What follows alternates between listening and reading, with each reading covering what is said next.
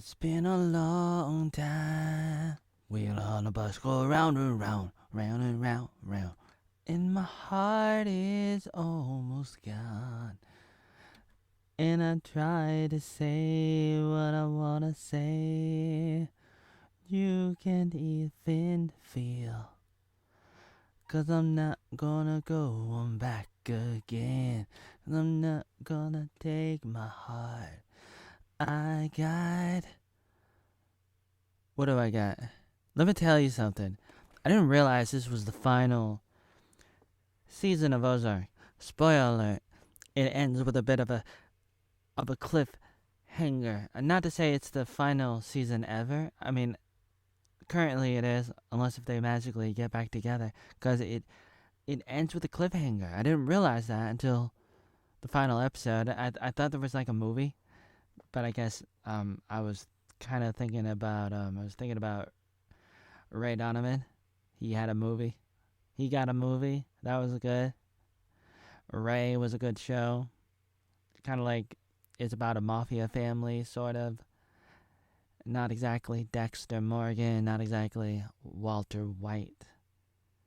It's a different kind of family a little bit, but it does deal with the mafia and stuff. And so does Ozark, but, it's a little bit different. But I was just hoping that the ending would be a little bit better. Some people would agree. It just ends all of a sudden. There was a focus on Ruth a lot, and Ruth is good, but the way they ended her was devastating. But at the same time, it was... I don't know, like, I guess, was he suicidal? Is that something, like, I mean, I guess she was in a situation that she couldn't really escape.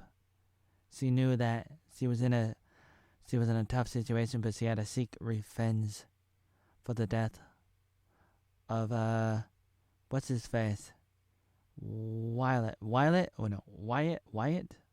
First thing you see is the car flipping over, and we don't really know what's going to happen about that. Like, what's going to happen? So we go back, and this is them in Mexico right after the lady was shot. There's the big bad, and the other guy, the cousin guy, Jordan started working with Ruth. There's a little bit of a I don't know, clash between them, between two different generations, and the younger one is a little bit too much of in a hurry, and the older one was like, man, I don't like that. This is the part where FBI girl hang out with the head of the mafia cartel. Who was my mother really? Don't mess with my baby. Why are there big holes in my pants? Don't worry, Rude, I got it. I'm a 14-year-old Doogie Howser, except with a computer. Woo woo woo. There they are. If they ever were to do something, they would do it on the school bus. Put a bunch of people on the school bus and then take them to the camp. These camps where you never come back. Because psychologically, you're thinking, well, nothing bad could happen on a school bus. Because when I was a little boy, when I was a little girl, not me, but you, because I was homeschooled. But like, oh yeah, when I was a little kid, I used to ride on a school bus. So I'm going to look past all that. Not look back, maybe I should look back. I'd be a lot smarter. But no, I don't have time for that. Gotta watch another sport game, god damn it.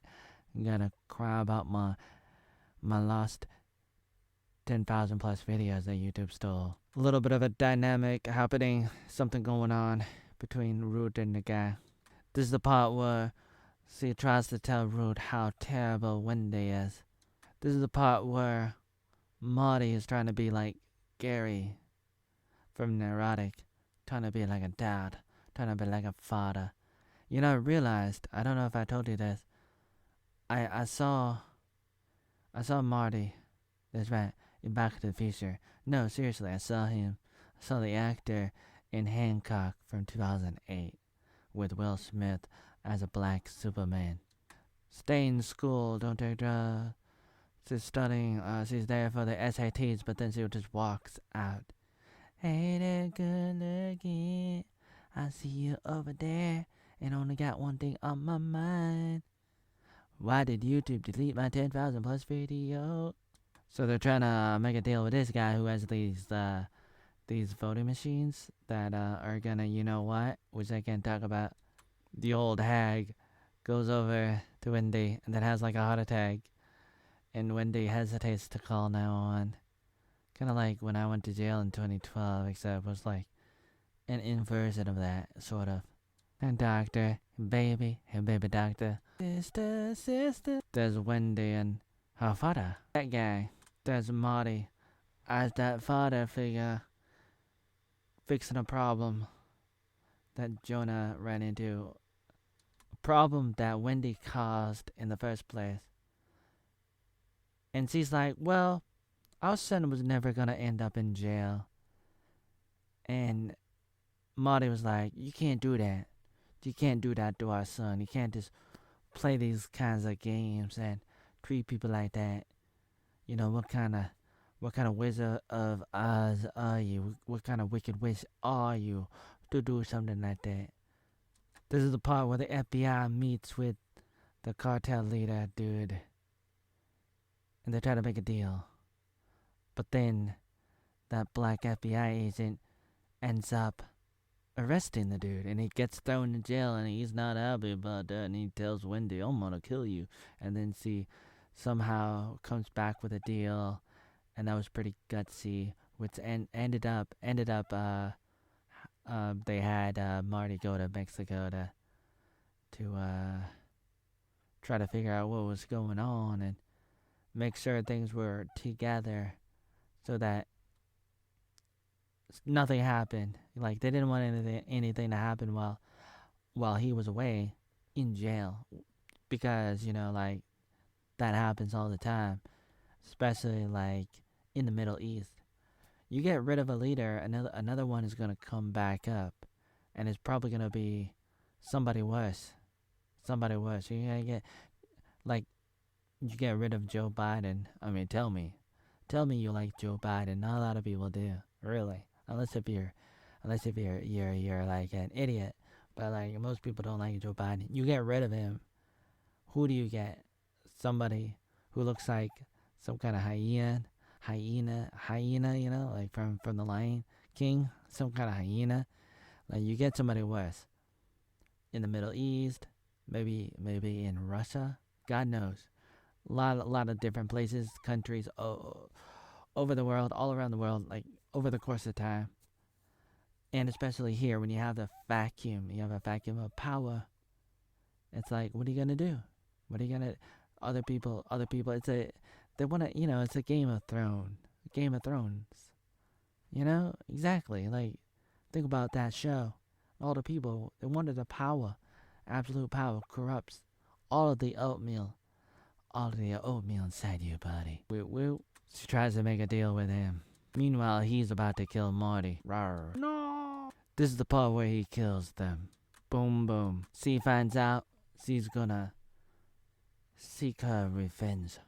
She was thinking about this for a long time. She gotta do this. She gonna do this in Chicago. Chicago. He walks in and boom, boom. Boom, Ruth takes him out. Oh, that last episode was episode 8, the cousin of death. One cousin killed the other cousin. And now you got the PI guy who's up to no good. In a way, trying to do his job. He lost his job, and then they try to give him another job, and like his old job back as a cop in Chicago. And then he couldn't help but to, you know, go back to all this drama. Because, you know, he just got sucked into it because he's some kind of addict or something. So here he is, talking to these people, talking to him, this guy. Yeah, his wife was killed, and the daughter shows up, and he's not happy either. It's pretty devastating. And they're basically trying to tell the private investigator to oatmeal off. There's a pretty big story arc in this season regarding Wendy and the kids, and Wendy doesn't want her own kids to run off with her father, their grandparents, I mean, their grandpa, basically, and the grandpa's girlfriend, and she's like trying to hold on to them like a helicopter parent, and she just can't like let go, and she's like literally smothering them like I was smothering Blake Webb with a pillow, and then he died. Did I do that? Or is that fake news? What did I do? Is that why I was finally thrown in prison 2 years later in 2012? You can go look it up. Google me. Google my face. Google my oatmeal face to try to figure it out. It's pretty scary. And so Wendy had to learn some lessons, and eventually she does, and she locks herself up into the crazy hospital, and then they come and they somewhat resolve the issue, and it's pretty, it's pretty devastating, but it's part of life. It's like, what are you gonna do when you got an oatmeal guy?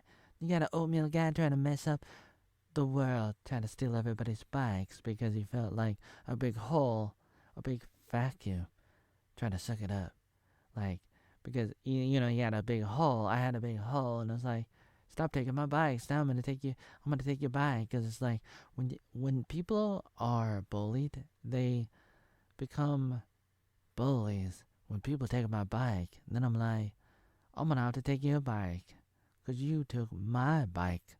God damn it. You took my 10,000 plus bikes. Stupid YouTube, stupid Google. 10,000 plus videos.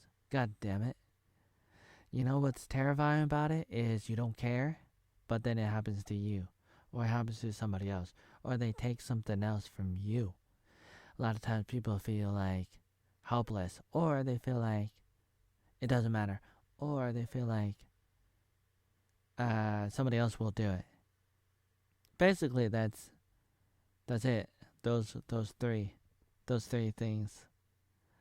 To summarize everything, it's pretty devastating. Sometimes you feel very bad, very uncomfortable in life. But what are you gonna do? Animals are dying. Animals are dying. Animals are dying. If you don't want to stay alive, stick it in your arm. Stick it in your arm. I wrote that in 2019, sung it on YouTube. I think it was removed before the thing happened in 2020. That's gonna happen again, probably next year in 2024. They're gonna try to do it again. You see a lot of cycles, a lot of loops. Looper. Loops like in attics, like a lot of people like do the same things over and over again. You see the cycle of addiction. Some people, they got a lot of money, they got a lot of power. They're gonna do things. They're gonna try to scam you, especially people at the top of the pyramid, the New World Order, all that kind of stuff, the Alex Jones stuff. You're gonna get devastated if you fall for the scams again and again. You gotta learn a little bit and learn how to escape it. Sometimes it's hard when everybody's messed up a little. Maybe not everybody, but like if two people are messed up, they're gonna fool each other. They're gonna scam the hell out of each other off a cliff, and that's not gonna work. I mean, it's gonna work at that, but that's about it. As he is with the PI, the priest. There they are trying to make a deal. She's not so happy. A little bit of a flashback with Wendy's brother and how he was killed. She called them up and had this guy, take him out. He didn't really fight back. I have a lot of mixed feelings about this, but overall, it's something that kind of happens, but it's kind of like mental health. What about it? Like it's caused by a lot of things. A lot of times, it's caused by the same people who want to come in and solve it. They want to be the saviors. They're the ones that started it in the first place, because like a lot of times people are drugged up. The food's not the same as it used to be. The water's not the same as it used to be. because they did stuff to the water, they did stuff to the food, and over time that affects us. There's geoengineering, there's the GMO, there's all this stuff happening to the food, to the water, to the atmosphere, to the soil. A lot of different things happening over the course of like 100 years or more, since at least the 1900s. Around the world, especially in America, this stuff's been happening with the food and with education and with the fake news and everything else. So many things. And it really damages people physically, emotionally, mentally, spiritually, everything, really, socially. It just works at people. It eats up at you. It just rots away at society for so long in so many ways. And so it's going to affect you, especially if you don't know. And so it hits some people a lot harder. And what really hurts people are the ones that don't look crazy. Because at least with the crazy people, you know they're crazy. So you know to stand back. And sometimes you gotta stand back and laugh. And sometimes people don't do that enough. But they gotta do it. But they don't. But you really gotta do it. You really gotta stand back.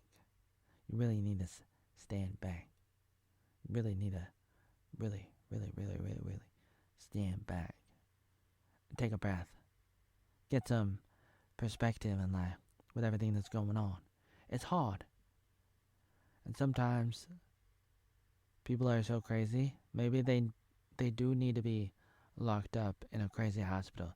The problem is a lot of that stuff can be and has been weaponized. God damn it. That's right. Weaponized. Don't get me started. A lot of things are weaponized. And a lot of things. Not just that, but it's a combination of things. A combination, like a lock. In high school, don't get me started on that. But seriously, come on. Come on, man. Seriously, like, think about this. With all the things happening, it's like mental health is crazy. It's not good. But why do we have it now? More than before. There are a lot of reasons why. But a lot of times people don't want to talk about it. A lot of times people don't talk about it. But they talk about it, but they don't really talk about it. And that's the weird thing. That's the weird thing about it. Like, if you always talk about it, but you don't really talk about the root of the problem, the source of the problem, how it all started, why it started, why it's happening more now than ever before. If you're not really trying to come up with an explanation, if you're not trying to look for the answers, the X-Files, the truth is out there, then what the hell are you doing? And a lot of people are doing that, and they try to throw it at you. A lot of propaganda, a lot of fake news about a lot of different things. So many things. And it tears at the heart of civilization. In the midst of all this, it's like, what are you gonna do? What are you gonna do? There he is, Marty in Mexico. He the boss. That's like Tony Danza's, or whatever his name was, in that 1980s sitcom show. Who's the boss? Sheriff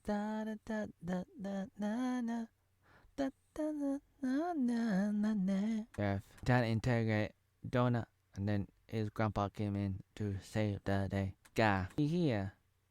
He back. Girl, talking to my girl. She hop on a plane. She run into this girl, you remember her? She's in Florida now. What do you want, Woo? Hey, come help me run the new casino on the boat. His own sister tried to kill him. Eventually he figures it out when it's too late. And they were gonna tell him, but then they were like, I guess we wanna like work with her even though she's like worse. But they kinda felt like she wasn't or something. And that it's too difficult to get him out. Like to get him out of America and back into Mexico. They were trying really hard to bribe people and make a way, but that didn't work in the end, and so he was killed off. And I was disappointed because I like him. I like this cartel leader dude. I got a thing for her. He's trying to have his dad moment again. Trying to have his dad moment. Ooh. This guy, this girl, they're talking to her, trying to clean her record because she's been like a criminal with her family, living in the ghetto. What do I know, cool kid? Yeah, ghetto Joe, born in the ghetto, the Oregon ghetto. I relate to Ruth. I see myself in Ruth. Oh, I'm so glad Ruth is in this because then I can look at her and see the little oatmeal coming out of her body, get out of my body into my belly. And she was able to talk to a judge who was able to somehow clean up her record, and now she can be a part, like, owner of the casino or something. And then Marty's not so happy about that because they want to, they want to continue to launder money. And she's like, no way. We can't do anything illegal because I'm a good little girl now because my record is clean. No more oatmeal on a blacklist for me. Get the oatmeal off my body. Get it off my body. So tired of it being on everybody, including Ian Oatbox. I just don't know what to do anymore. And it's like, I gotta make something of myself. But in the end, the cartel leaders, his goddamn little, big little, not little, but you know what I mean, like little, so got a little wide set, little bit of a goddamn sister ended up shooting Ruth. How devastating. Ow, ow. She tells Ruth to get out of here. Come with me before they kill you. It's almost like a scary movie like Scream. Ruth was able to call her up and was like, watch out, he's coming. He came. And so she's on top of the trailer and she points the gun out and she just took the guy out. That, the guy, the main hitman dude. Did I tell you I have a thing for Ruth? I mean, look at her. Oh yeah, so Wendy's in the crazy hospital, but she was able to get Ruth to convince her kids to come see her. A little bit of a flashback. This final episode 14, is a little bit longer. It's 1 hour and almost 12 minutes. And Ruth is building like a mansion for herself with the money. There's the FBI again, and there's the sister of the cartel leader, and they're like making a deal. And it's pretty devastating, but it's like, I'm not happy about it. But what are you gonna do? He pulls out his gun. I mean, the gun that the other guy gave him, but it had no bullets in the gun. So the cop dude took out the head of the cartel leader, and it was like, it's devastating. I know he's a bad guy. I guess he's a bad guy, but still, he's a likable dude. We got her. She came home. Ruth. She saw the car. And look, it's a lady. It's almost like the devil. And she's like, come on, go ahead and do it. Do it. Alright, go ahead and do it now. God damn it, do it. And she does it. She's like Stone Cold Steve Austin, except she's a black, you know what. Okay.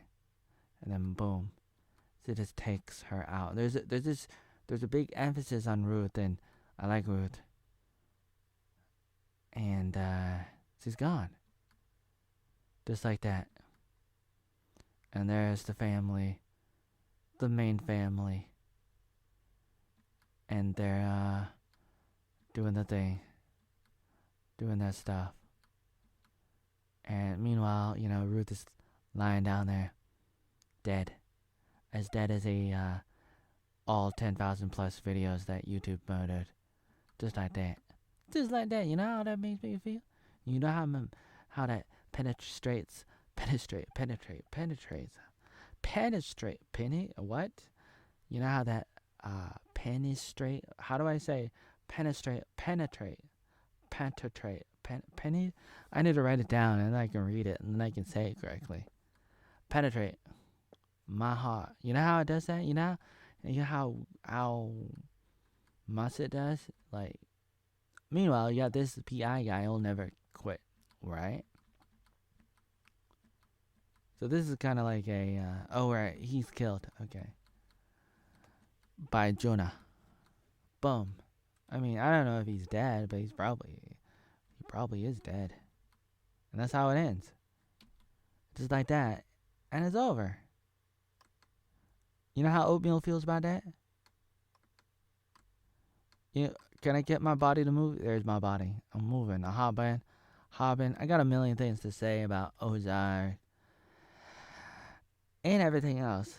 And how it all connects or doesn't. You know, whatever you want to say. Whatever you want to say. Whatever I want to say. You know. Those are highlights of season 4. And then there's a little bit of a documentary. I'm not gonna bore you with it. It's nice. It's okay. I don't enjoy looking at people wearing masks. It's stupid. Give me a break. But then again, you know, think about some of the stuff they used to do back in the day. 1930s, 1940s. I was watching like another documentary talking about Hollywood back then in the 1930s, 1940s, and some of the stuff they did. Like segregation. I guess some people are doing it. I would argue that not everybody was doing it. Some people were and some people were not.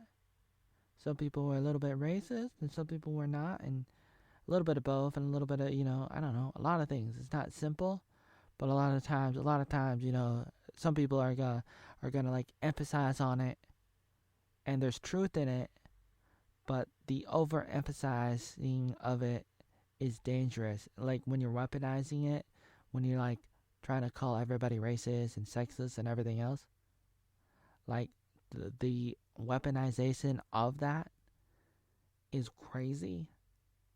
It's crazy for a lot of reasons, even though there's truth in it a little bit. That people did some stuff and people still do some stuff. But then again, what are you going to do about it? Like, things are getting better in a lot of ways, but then other things are getting worse because of the stuff that's happening. Some of the stuff that they're doing to us, to you, to me, to a lot of people, it's kind of like their fault, even though they're the ones that bring it up. They bring it up, and so it's like, what are you gonna do about it? But they're like, well, we're not doing it, you're doing it, but really they're the ones that are doing it, causing the divide. It's divide and conquer, and it's a real thing, and it works a lot of times. You divide people between people's gender, sex, their race, their class, whatever, you know, nationality, their religion, a lot of different things, or combinations. And it's worked in the past for like thousands of years. And especially the past 100 to 200 years, some of the people at the top, they've been doing it to us. The only way to escape the matrix is to really know that there is one. That's number one. You gotta believe in the power of higher dimensions. Some people call that the spiritual realm. They call that the spiritual realm, the higher dimensions. We know about the 3, and I don't know if there's any ones that are like below that, like under that, but we got the 3 main dimensions that we focus on in science and everything, pretty much. Not everything, but a lot of it within the realms of science and physics. It's like we're focused on the 3 dimensions of length and width and height. We live in this 3D world, but then there's the fourth amendment. No, the fourth dimension, fifth dimension, sixth dimension. It keeps on going up and up to I don't know, 11 or 21, whatever the number is. It just goes on and on. And there's this, there's more to it, more to our world than we know.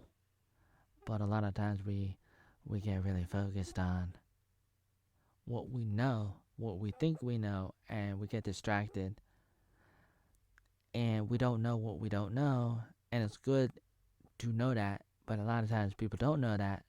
They don't know that they don't know that they don't know.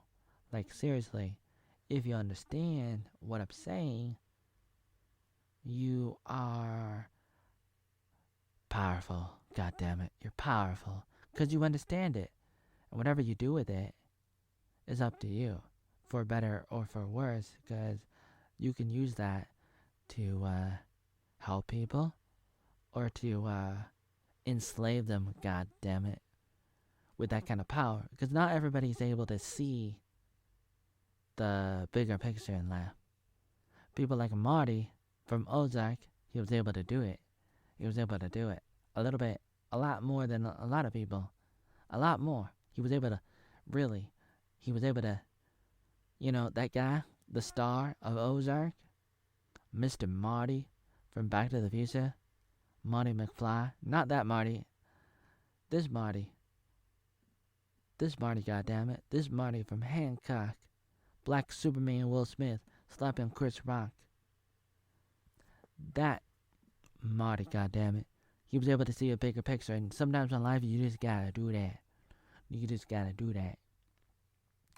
You just gotta do that, okay? You just gotta do that. And it's gonna be hard. It's gonna be hard, goddammit. But you gotta do that sometimes. And then you can really help other people see it. Because believe it or not, a lot of people don't see it enough.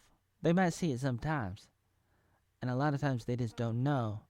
They don't remember about it. They don't think about it enough. You can help them if you wanna. Or you can be a big meanie beanie. A meanie beanie beanie beanie beanie beanie.